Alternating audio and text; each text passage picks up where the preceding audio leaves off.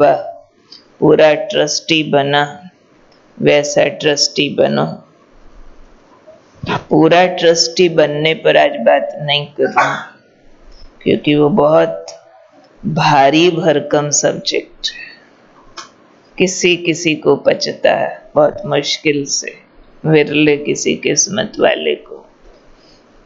कौन बाबा की तरह कर पाएगा? बेटे को खाली हाथ भेज दिया टिकट। मैं नहीं पूछ रही हूँ कौन कर पाएगा, वैसे बात है चिंतन की, हाथ नहीं खड़े करा रहे। चिंतन में जो इतना बाबा के प्रति डेडिकेटेड नष्टो मोहा हो पाए कि बेटा जा रहा यज्ञ छोड़ के टिकट का पैसा भी नहीं देवे, वो अलग सब्जेक्ट है। बाबा जैसा ट्रस्टी बनना, आज उस पर बात नहीं करूंगी और शायद इस बात पर हम कभी क्लास कराते ही नहीं है क्योंकि वक्त अनुसार अब दूसरे रूप है। अभी जो हम बात करेंगे वो ओवरऑल होगी धन की शुद्धि, धन का शुद्धिकरण, जो कल बाबा ने खर्च करने के लिए बोला। आलतू फालतू बातों पर खर्च नहीं करना, क्योंकि धन कलयुग के अंत में बहुत बड़ी शक्ति है। यहाँ कहा जाता है बाप बड़ा ना भैया, सबसे बड़ा रुपया। हर एक को हम धन से तोलते, कोई कम पैसे वाले से ज्यादा पैसे वाला हो गया तो हम शब्द बोलते बहुत प्रोग्रेस की है जी उसने, बहुत बड़ा आदमी हो गया, अब तो कहाँ का कहाँ पहुंच गया। हम क्या गिन रहे हैं उसका, क्या गिन रहे हैं? बारी धन दौलत प्रॉपर्टी वो गिन के हम कह रहे हैं बड़ा आदमी हो गया। हो सकता है पहले से बहुत ज्यादा झूठ बोलता हो, बहुत ज्यादा करप्ट हो गया हो, बहुत गरीबों के हक छीने हो, क्या प्रोसीजर यूज किया कोई सोचता नहीं। इवन ब्राह्मण भी ऐसी भाषा बोलते हैं, बहुत बड़ा आदमी है, इतनी उसकी वो फैक्ट्रीज चलती है, इतनी कोठियां, इतनी कारें वगैरह, है ना, ऐसे मापते हैं ना। तो बाप बड़ा ना भैया, सबसे बड़ा रुपया कलयुग अंत में हुआ पड़ा। जबकि ज्ञान अनुसार हम जानते हैं किसी आत्मा का स्टैंडर्ड धन से नहीं मापा जाता, कैरेक्टर से मापा जाता है। कितना ईमानदार है, चाहे सूखी रोटी खाता हो, कितना सच्चा है, बाबा से कितना प्यार है। बाबा कहते 50 पैसा भी एक ईंट भी लगा देवे तो बाबा कहेगा सोने के महलों का हकदार हो गया। मुट्ठी चावल भी ले आए, बाबा का ज्ञान तो ये कहता है ना, एक मुट्ठी चावल स्वर्ग के महलों का हकदार बना सकता है। पर उतने दिव्य गुणों से संपन्न शुद्ध आत्मा हो, ऐसे नहीं कमाता करोड़ों अरबों और फिर एक मुट्ठी चावल ले आया तो महल मिल जाएंगे। बाबा भावनाएं मापता है, लेकिन दुनिया में क्योंकि धन का मापतोल बहुत ज्यादा है तो हम ब्राह्मणों को धन की शुद्धिकरण का एहसास होना चाहिए। कमाते किस विधि, ये बात भी बाद में करेंगे और पूरा धन की शुद्धि का टॉपिक लेंगे। आज सिर्फ बात करेंगे खर्चते किस विधि है, कहां से कैसा आ रहा है वो आज बात नहीं करते। वो भी रमेश भाई जी ने पवित्र धन पर बहुत लिखा है, शायद 2 किताबें लिखी है, उसमें से भी कुछ पॉइंट्स लेंगे। लेकिन खर्च जो भी आपकी मुट्ठी में है, एक थॉट रखो अंदर। मुट्ठी में मतलब चाहे आपके लॉकर में है या पॉकेट में है, सेम बात होती है ना, चाहे अकाउंट में है, सब बाबा का है। भले आपने एफडी बनवाई हो, नो प्रॉब्लम, बाबा कहते आई वेल के लिए रखो, मना नहीं होता है, वो रखो। लेकिन जो भी है खर्चने से पहले ध्यान होना चाहिए बाबा की अमानत है। और अमानत में ये बात ध्यान रखी जाती है कि जिसने दिया है उसको जवाब देना है। उसमें से मुझे मेरे लिए कितना खर्चना अलाउड है, वो जिसने अमानत रखी है वो परमिशन देगा तो हम खर्चेंगे ना। किसी ने हमारे पास 1 करोड़ रुपया रख दिया कि ये जो मूलधन है, बेसिक है, ये एज इट इज रहने देना, और इसका जो हर महीना वो आएगा इंटरेस्ट, वो आप भले यूज करना। छुट्टी मिली तो हकदार है यूज करने की, और छुट्टी ना मिली तो साइन भले तुम करो, मैं विदेश में रहता हूं, अपने नाम जमा करो, पर जब मैं आऊं तो दे देना। तो उसमें से फिर हम एक पाई भी खर्च नहीं कर सकते। विधि और विधान है। तो बाबा ने जो हमें दिया, बाबा अलाउ करते। कई बार आपने मुरलियों में सुना होगा, बाबा मना नहीं करते कि बच्चे बेशक लटकाना घूमाओ, घूमो फिरो, मकान बनाओ। बाबा मुरली में बोलते हैं, कोई बच्चे कहते बाबा मकान बनाए, हाँ बच्चे आराम से रहो। बाबा मना नहीं करते, पहला छोटा है, खराब है, टूटा है या है नहीं, भले बनाओ, पर एक कमरा बाबा का रख देना, 3 पैर पृथ्वी बाबा को देना। उसमें से बाबा शर्त साथ में रख देता है, अपनी स्टैंप लगी रहे कि ये हम गॉडली काम कर रहे हैं, डिवाइन काम कर रहे हैं, कहीं लौकिक ख्वाहिशें ना उसके अंदर हो जाएं। तो बाबा कैसे हमें डिवीजन करना बताते हैं। बड़े दादी थे एक बार मधुबन में, तो सारे प्रवृत्ति वालों की कोई भट्ठी थी, वो ग्रुप आया हुआ था। तो कोई ने पूछा कि हमें खर्च में क्या ध्यान रखना चाहिए, कैसे पता चले हमारा ठीक दिशा में जा रहा है कि गलत दिशा में जा रहा है। उसके कुछ बाइंड लॉज भी बने हुए हमारे रिटर्न, कभी वो मर्यादाएं भी पढ़ के सुनाऊंगी। तो दादी ने एक मेजर पॉइंट बताया था, जो बाद में हमारी मर्यादाओं की लिस्ट में भी आ गया है, कि हर एक अपनी इनकम के 5 हिस्से करे। हर एक, बाबा का बच्चा 5 हिस्सों में एक हिस्सा, पहला दूसरा अपनी लगन अनुसार होता है, एक हिस्सा बैंक में, जिसको दादी शब्द यूज करते थे, आई वेल के लिए रखो, इमरजेंसी कभी भी किसको भी होती है, इमरजेंसी खर्चे आते, बचत खाता जिसको कहते हैं, एक हिस्सा बचत खाता, दूसरा हिस्सा पर्सनल एक्सपेंसेस, नेसेसिटीज, अपने जीवन की मूलभूत आवश्यकताएं, बिल्कुल दाल रोटी कपड़ा, रोटी कपड़ा मकान बोलते हैं ना, तो रोटी कपड़ा मकान के लिए जितना अनिवार्य नेसेसिटी है, जिसके बिना काम नहीं चलता है, उतना अपने लिए रखो। और एक हिस्सा जो लोग आप पर डिपेंडेंट हैं, वो आपके बच्चे भी हो सकते हैं, वो आपके पेरेंट्स भी हो सकते हैं। एक हिस्सा जो आप पर डिपेंड कर रहे हैं ना, निर्भर है, आप उनके लिए रिस्पॉन्सिबल हो उनकी पालना के, तो एक हिस्सा उनके लिए रखो। चौथा हिस्सा जो बताया, चौथा पांचवा नंबरिंग खुद करनी है। एक हिस्सा यज्ञ प्रति, जहां जिस सेंटर पर आप क्लास करते हैं उस यज्ञ प्रति मंथली एक हिस्सा निकालना है, और एक हिस्सा हेडक्वार्टर प्रति, मधुबन जहां से सारी पालना हो रही, सारे डायरेक्शन, मुरली, सब कुछ, सारा मटेरियल तो मधुबन देता है। हमारा जान प्राण है, सोर्स ऑफ एनर्जी है, जहाँ बाबा आते हैं, जहां हम जाते हैं तो हमको कमरा, भोजन, हॉल सब चाहिए ना, लाइट, पंखा, तो कैसे बनता है। आज एक होटल में जाके एक कमरे का किराया ही 5,000 देना पड़ जाता है एक रात का। क्यों? उन्होंने ईंट पत्थरों पर कभी खर्च किया था। और मधुबन हम जाते हैं, सोचते हैं कभी जिस कमरे में रहे उसकी मेंटेनेंस चार्जेस भी कुछ होते होंगे। हमारा घर, कई बार तो मधुबन जाते हैं 500 भंडारी में डाल के 5 दिन रह के आ जाते, होटल में एक रात रहते हैं, 5,000 प्यार से दे आते। भाव समझना चाहिए उस तरह से कि यज्ञ हम सब से मिलकर चलता है, इसलिए उसको भी ध्यान में रखना बहुत जरूरी होता है। 5 हिस्से सबने अंदर ग्रहण किए, सबको समझ आ गए।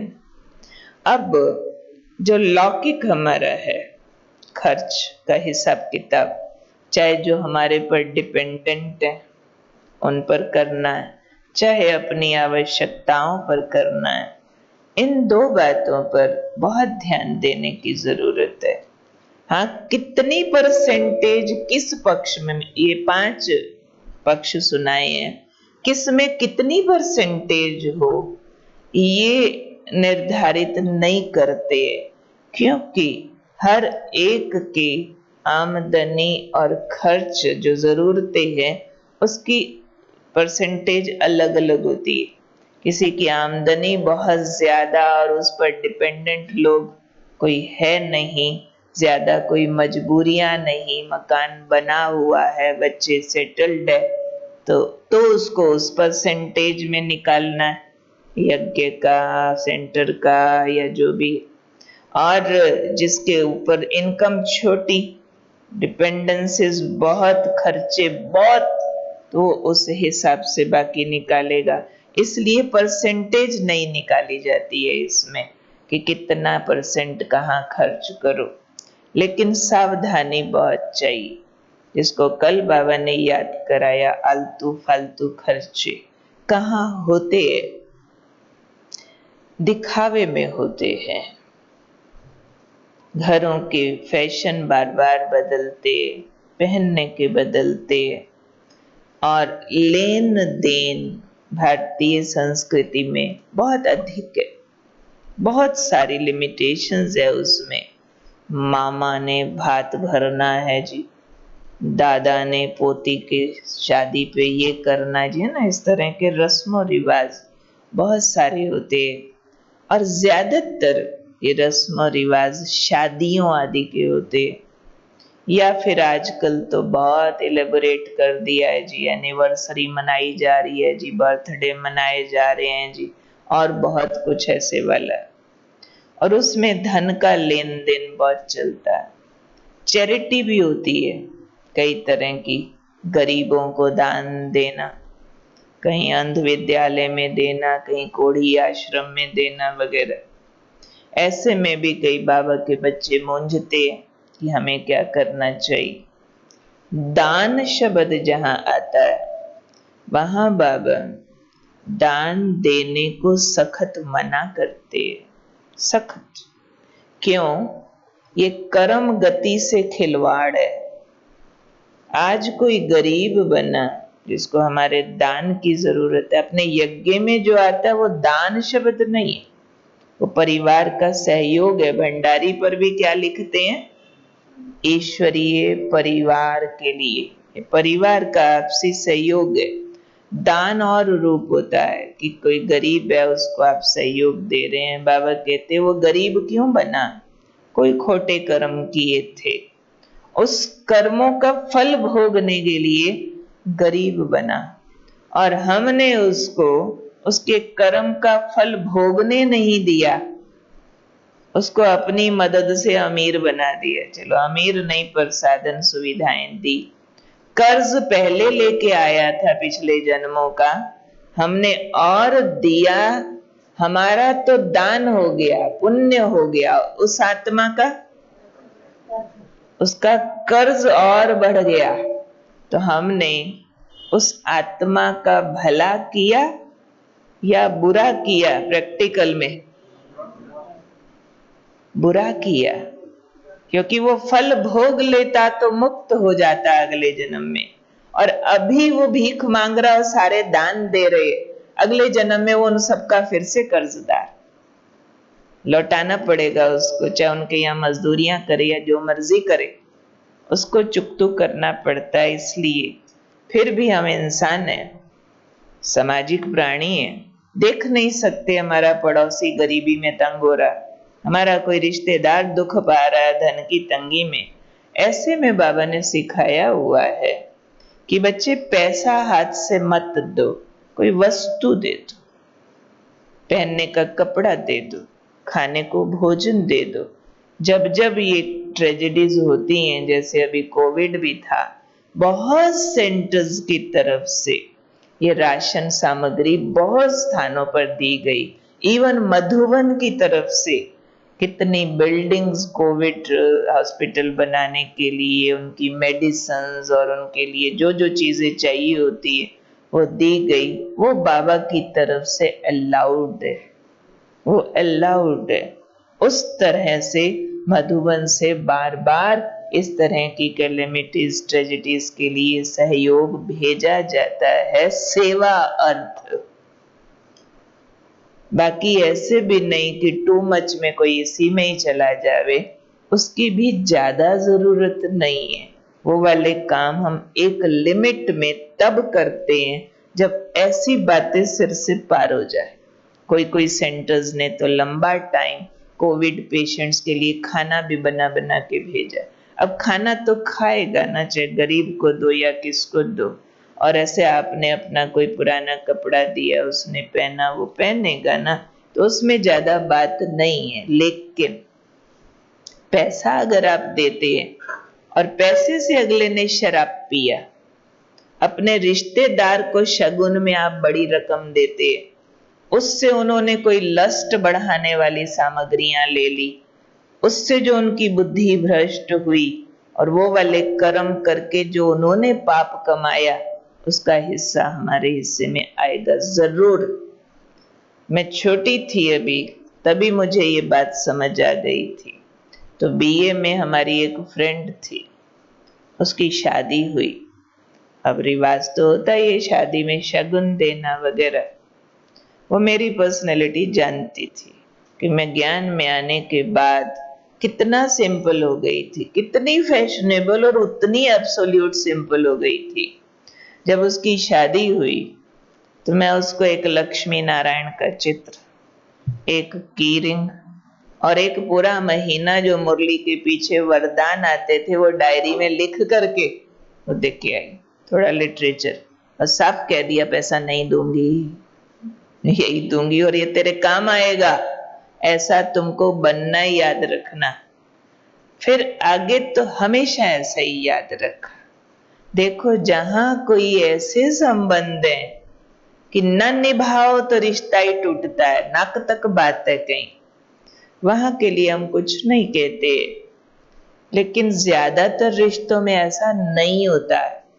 सिर्फ हम अपनी मान शान की खातिर, दिखावे की खातिर, या फिर जब हमारे यहाँ कुछ होगा वो भी करेंगे, ऐसी भावनाएं भी बहुत होती है कि आज हम नहीं करेंगे कल को वो नहीं करेंगे, आज हम नहीं देंगे कल को वो नहीं देंगे, शुगर है ना दें, जान छूटी, वो नहीं आएंगे ना। ऐसे वाले मौकों पे अपने बेटे की बेटी की करनी है, मंदिर में कराएंगे, गुरुद्वारे में कराएंगे, क्या ज्यादा क्यों करते, अपने यहाँ भी दिखावा होता है ना। तो उन बातों से हम बाहर निकलते हैं और टू द पॉइंट निभाने अर्थ करते हैं। जितना डायरेक्ट धन देने से बचा जा सके उतना अच्छा है। बाकी चीजों से कंपनसेट करो, बाकी चीजों से, उसमें भी विकार को बढ़ावा जिन चीजों से मिलता है वो अवॉइड करनी चाहिए।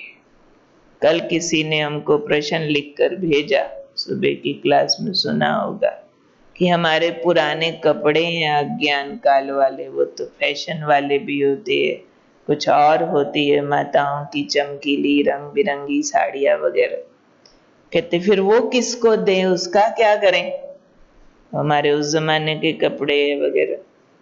तो पहले तो क्या होता था, 33 सेक्टर में हमने देखा झांकियां जो बनती थी ना जन्माष्टमी पे, उसमें ऐसे चमकीले वस्त्र सलमान सितारा वगैरह वाले बहुत यूज होते थे। तो सब माताओं से इकट्ठे किए जाते थे, 20-20 झांकियां बनती थी, उसमें 100-100 साड़ी लग जाती थी चमकीली ऐसे ऐसे वाली, सब जो आजकल नहीं चलती है। तो वो सफल हो जाता था। देवताओं के कपड़े बनाते थे, कल्चरल प्रोग्राम होता है उसकी ड्रेसेस बनती थी, ऐसे वाला होता है। बाकी सोच समझ के कोई सिंपल सोबर ऐसे रिश्तेदार होते हैं या कोई गरीब ऐसे होते हैं जो समझो कि वो चीजें मिसयूज नहीं होवे। खास तौर पर एक बात कई लोग और पूछते कि हमारे सर्वेंट हैं, एक तो उनको हम सैलरी देते हैं, कभी हम गिफ्ट ये वो ऐसी चीज़ें देते हैं, घर में कहीं तंगी है तो हम उनको कभी एक्स्ट्रा पैसा भी दे देते हैं। तो वो गलत नहीं है, क्योंकि वो आपके लिए काम कर रहे हैं। और देखा जाए तो जितनी मेहनत कोई लेबर आपके यहाँ आके कर रही है, आपकी बाई है, जो भी है, काम वाली है, जो भी हम देते हैं वो उसकी मेहनत से बहुत कम होता है, ऑलवेज ऑलवेज। और कभी हमने वार त्योहार उनको उससे ऊपर दिया, वो भी उनके घर खर्च या उसकी उस मजदूरी का मेहनताना ही होगा, सैलरी ही होगी, उसका आपका कोई हिसाब किताब नहीं बनेगा, वो जहां भी खर्च करे, क्योंकि आपने उसकी सैलरी दी है ना, बदले में मेहनत उसने दी है, लेबर उसने दी है। बिना लेबर के आप किसी को भीख देने या कुछ देने चल पड़ो, उसका अकाउंट बनेगा, इसका नहीं बनेगा, क्योंकि आप लेन देन कर रहे हो। जैसे सरकार का हम काम करते हैं, ऑफिस में हमें सैलरी मिलती है, सरकार के साथ कोई हमारा हिसाब किताब थोड़ी बनता है, काम किया तनख्वाह मिली, दैट्स ऑल। तो ऐसे वाला होता है। लेकिन बहुत ध्यान से किसी को दो, यूं ही दोस्तियों में गिफ्ट न देते फिरो। अब एक बात करती हूँ छोटी सी, हमारे रिटन बाय एंड लॉज क्या कहते हैं। पूरा संविधान ईश्वरीय विश्वविद्यालय के नियम और मर्यादाओं का बकायदे लिखा गया है, लिखा हुआ जगदीश भाई जी ने लिखा था, उसके बाद उसको अपडेट करते रहते हैं। हमारी टीचर्स बहनों की भट्टियों में बार बार सुनाया जाता है, बहुत स्थानों पर हम क्लासेस में भी सुनाते, वहां 15 सेक्टर में तो बीच बीच में हम पढ़ के भी सुनाते। और आप सबने कभी गौर किया हो, हमारी YouTube पर इसके लिए क्लास भी है, वो तो अनायास कभी पांडव भवन में कराई थी, ईश्वरीय नियम और मर्यादाएं। उसमें सारी उन मर्यादाओं को एक्सप्लेन किया गया है। उसमें जो धन संबंधी मर्यादा है वो अभी सुनाती हूँ। धन के लिए बाबा ने कहा हुआ है और लिखा है उसमें कि ब्राह्मण भाई बहने आपस में धन का लेन देन नहीं कर सकते, किसी भी फॉर्म में, गिफ्ट के रूप में भी नहीं। किसी के यहाँ बर्थडे पे, शादियों पे जाना तो क्या, बुलाना भी नहीं चाहिए, क्योंकि अपने विद्यालय की ये वो नियम और मर्यादा है, ब्रह्मचर्य, पवित्रता, जिसमें से आज 80-86 साल हो गए अपना विद्यालय आज भी लड़ रहा है, इसके पीछे गालियां पड़ती है, और शादी में तो वही मर्यादा टूट रही होती है। अपने पवित्र जीवन के लिए मारें खाई और अपने बच्चों को पतित बनाने के हम लड्डू बांट रहे हैं, और ब्राह्मण परिवार को बुला रहे हैं, और कहीं कहीं तो उनके लिए बीके हलवाई बुला करके अलग खाने खिला रहे हैं। रिटन बाय एंड लॉज अनुसार not allowed, written by and laws अनुसार, क्योंकि उसमें फिर जो आएगा खाएगा, आपके यहाँ तो शगन भी तो दे के जाएगा ना, फिर आप उसके यहाँ भी तो जाएंगे ना, फिर आप भी शगन दे के आएंगे ना। ये कौन से खाते में गया, कौन से खाते में गया, देवताई खाते में, ईश्वरीय खाते में, पवित्र खाते में, पुण्य के खाते में, कौन से खाते में गया, है ना। शब्द नहीं बोलती हूँ, पर कौन से खाते में गया। तो इन बातों में ये ना सोचो कोई हमारा प्रेम प्यार बढ़ रहा, प्रेम प्यार बढ़ाने की और बहुत विधियां, बहुत विधियां, सिर्फ एक दूसरे के घरों में जाके पकोड़ा समोसा खाने की विधि तो नहीं है ना, कि इससे हमारा प्रेम प्यार बढ़ता है। ज्ञान चर्चा से बढ़ता है प्रेम प्यार, योग बल से बढ़ता है, दिव्य गुणों वाले व्यवहार से बढ़ता है, ना कि एक दूसरे के परिवारों की कहानियों खरीद बेच में घुसने से बढ़ता है, कि चलो तुम्हें पर्दे दिलवा लाऊं, चलो तुम्हें फलानी चीज सस्ती दिलवा लाऊं। ज्यादा नहीं, टू मच नहीं, जहां जेन्युइन होता है वो समझ आ जाता है, कोई मुसीबत में है तो मदद कर रहे, वो गलत नहीं है, लेकिन एक दूसरे के परिवारों की कहानियों में घुसना, वो भी तेरे बेटे का रिश्ता मैं अपनी बुआ के बेटी से करा देती हूँ वगैरह, वो यहाँ ही दलाल मत बन जाओ ऐसे वाले ना। हमने सोचा नहीं ये अच्छा है, ये रिश्ता अच्छा है, इन बातों से तो स्लेट साफ हो जानी चाहिए। पावन बनना, पावन बनाना, पावन बनना, पावन बनाना, उसी नजरों से सबको देखना। ऐसे नहीं एक दूसरे से मिलो, हाँ भाई मिला बेटे का कोई रिश्ता, हुई सगाई सुगई, बहू आई कि नहीं, ब्राह्मण हो के ऐसी बातें कर रहा है। करते तो नहीं होंगे शायद। चलो अभी आप रिपोर्ट नहीं सुनाओ किसी की, मैं आंसर नहीं पूछ रही हूँ। मिला जुला सब जगह होता है, कोई बड़ी बात नहीं है, लेकिन इसमें जो धन इन्वॉल्व होता है, लिखित में लिखा हुआ है, एक दूसरे के यहाँ शादी पार्टी आदि में ब्राह्मण भाई बहने आना जाना नहीं कर सकते।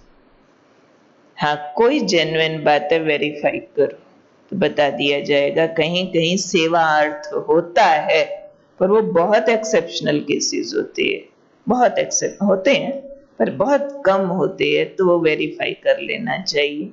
दूसरी बात, कर्ज लेना मना है ब्राह्मणों को, ब्राह्मणों से कर्ज लेना भी और देना भी, उसमें भी जेन्युइन केस में निमित्त से डायरेक्शन लेना कंपलसरी होता है, नहीं तो इसमें बहुत एक्सीडेंट होते हैं। क्योंकि जब ब्राह्मणों को देखते हैं तो समझते ये तो संपूर्णता के अवतार है, लेकिन संपूर्ण कोई बना नहीं है, पतित दुनिया से आए हैं, अभी तो धुलाई मंजाई शुरू हुई है, सबके अंदर अपने लेवल के काम क्रोध लोभ मोह बाकी है, अपने लेवल के, और हमने निश्चिंत होके पैसा दे दिया, लो 5 लाख आपके काम आएगा, उसने कमिट किया अगले महीने लौटा दूंगा, और वो अगले महीने बंदा ही गायब है। वो बहन जी के पास आते हैं, बहन जी फलाने को दिया था उसने दिया नहीं, हम कहते हैं देने टाइम पूछा था, देने से पहले पूछना था ना, अब वो लौटा नहीं रहा, नहीं हमने सोचा बीके, क्यों सोचा, उसका चार्ट मेरे से पूछा, आपको कैसे उसका चार्ट मालूम है कि किस स्टैंडर्ड का बीके, वो तो बहुत वैरायटी होती है बीके में, तो टॉप टू बॉटम राजधानी है ना, सारे एक जैसे तो होते नहीं है। तो इसलिए जगदीश भाई जी ने उसमें लिखा था, बाबा भी कहते कर्ज मर्ज होता है, कर्ज ले नहीं सकते दे नहीं सकते, कोई कोई ऐसे जेन्युइन केसेस होते कि बहुत ज्ञानी योगी बच्चा बाबा का फलानी मुसीबत आई बेचारे को, धन की बहुत तंगी, तो हम किसी किसी को हम कहेंगे हाँ भाई थोड़ी मदद करना, पर ऐसे करना सोच लेना, हो सकता है वापस मिले कि नहीं मिले, कोई हर्जा नहीं, ऐसे में वो यज्ञ की तरफ से कहा जाएगा, वरना अपनी मत से करने से बहुत सारी बीच में लिमिटेशंस आती है। कहीं कहीं हो सकता है ना आई हो, आराम से लेन देन हो गया हो, वो भी हो सकता है, लेकिन ज्यादातर में कुछ न कुछ, क्योंकि धन माया है ना कलयुग में, धन में सारे विकार आते हैं सब, जिसमें अब आगे पीछे नहीं होगा, धन के नाम पर कहीं आने का चांस होता है, इसलिए संभाल के खर्च करना है। एक एक पैसा सोचो, बाबा से पूछ के पॉकेट से निकाल, बाबा का है चाहे आपने बैंक में रखा, बाबा का है, फाइनल बाबा का है। बाबा ने कहा थोड़ी बचत रखो, इसलिए हमने रखा हुआ है, बाबा भी कहता रखो। एक भाई ने एक बार अपना मकान बेचा, जितने में बिका, उसने सोचा मेरा तो सब कुछ बाबा का है, सैलरी थोड़ी सी थी, पेरेंट्स डिपेंडेंट थे उसके ऊपर, और लाके सारा हमारे हवाले किया, हमने सारा चार्ट पूछा, चार्ट अनुसार उसकी बचत 0 थी, कुछ भी नहीं, समर्पण भाव बड़ा था। हमने उसमें से 500 का नोट निकाला, कई लाखों में थी रकम, और उसकी सारी विधि समझाई, इतना बैंक में रखो, इतना इस पे खर्च करो, एक छोटा मकान खरीद करो, ऐसे करो ऐसे करो। उसी विधि से उसने किया। आज वो बाबा का ऐसा लाल है, ऐसा लाल है, ऐसा यज्ञ के काम आ रहा, बात मत पूछो। भाव काम आया। ये नहीं कि धन लग जाता है तो काम आता है, वो भी लगा ही हुआ है अभी। उसको भी हम कहेंगे उनका सारा ही यज्ञ में लगा। तो एक ट्रस्टी बनने की विधि होती है, उसकी डिटेल ज्यादा मैं सिर्फ 2 पॉइंट में बताती हूँ। ट्रस्टी बनना, उसके लिए जो बड़े खर्चे वेरीफाई करके करो और अंदर से लोभ न हो, अमानत की फीलिंग पूरी हो और जेन्युइन तरीके से बिना यज्ञ की तरफ से कोई डिमांड आए, आप पे ही सफल करो। कोई कोई आके पूछते दीदी कोई बड़ा खर्चा हो बताना, कभी कंस्ट्रक्शन हो रहा हो तो बताना, हम कुछ सफल करेंगे। कोई चीज की जरूरत हो तो हमारे पास बाबा का दिया बहुत है, काहे को दीदी बोलेगी चीज की जरूरत है, काहे को दीदी मांगने आएगी कंस्ट्रक्शन है कि इसमें दो, कभी नहीं। दीदी क्यों मांगे, अपना हिसाब किताब बनाए। नहीं दीदी बता देना कुछ चाहिए हो तो। नहीं, जो हमको मालूम है अपने खर्चों से है एक्स्ट्रा, यज्ञ में सफल होता है। यज्ञ इतना बड़ा, कितना कार्य बाबा का चलता है, आप पे ही वो होता है ट्रस्टीपन। वो ट्रस्टीपन है कि है ही बाबा का ही तो है ना। हाँ, जितना अपने लिए जरूरी है ठीक है, बाकी ये सब्जेक्ट बहुत लंबा है, इसको अभी यहीं पूरा करते, घड़ी देख रही है। ठीक है, कोई कोई क्वेश्चन तो शायद आते रहेंगे। कोई अगर अभी किसी को कोई जेन्युइन क्वेश्चन आ रहा हो तो पूछ सकते। बहुत आते हैं, नहीं तो इस पर क्वेश्चंस गलत नहीं है, अगर आते हैं तो आने ही चाहिए ताकि समझ सके ना। जी जी जी, बैठे बैठे। दीदी जब हम मनसा सेवा करते हैं तो मनसा सेवा में जो मेडिटेशन में सिखाते हैं कि सबके दुख दूर हो जाए, कष्ट दूर हो जाए, तो जो ब्रेन है तो ब्रेन वो गलत और अच्छे को नहीं समझता, तो हम उसकी जगह एक पॉजिटिव वर्ड एक बोलते हैं कि सब सुखी हो जाए। ठीक बात, ठीक बात, वो भी ठीक है। पर बाबा जहां जहां हमें कहते हैं तो फिर वैसा हम कह देते।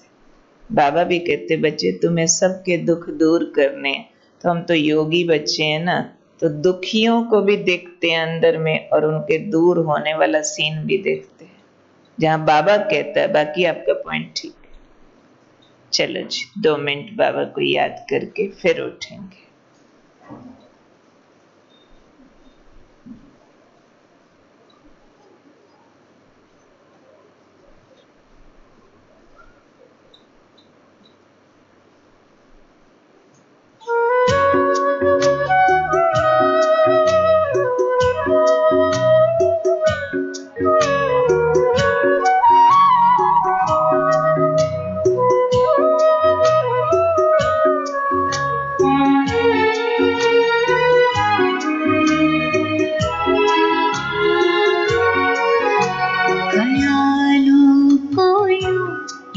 खूबसूरत करो, ख्यालों को यूं खूबसूरत करो, दिल खुदाई मोहब्बत से भर जाएगा, ख्वाबों को तुम खुशनुमा पाओगे, ख्वाबों को तुम खुशनुमा पाओगे।